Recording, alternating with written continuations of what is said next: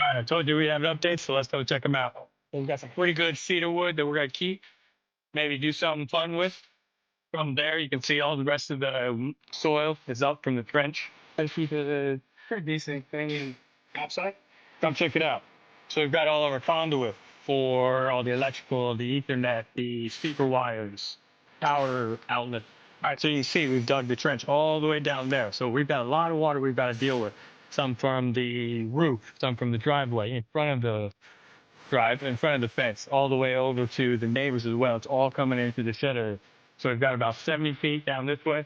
So what you want to do is you want to have that French drain about an inch drop for every 10 feet.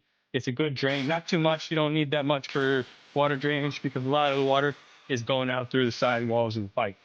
So you can see, come check it out. So you see right here, we've got a pretty large hole that's a little well down there. It's going to help disperse all the water and fetch. So when you got a big, large downpour, you're really going to be able to handle all this water. So come on.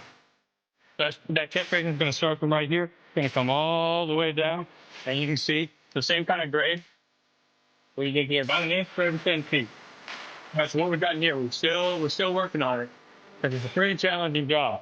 All right, so wait and see here. We've got all the bad wood out. And so we've got all the new structural wood in here. And the main challenge is getting in the structural wood and putting the subfloor in while jacking it up. Because you still need to have close jack spots, like you can see right here and right over there. But still just enough to still hold up this side of it, while sliding in the subfloor. That's the biggest challenge when you're getting this kind of project.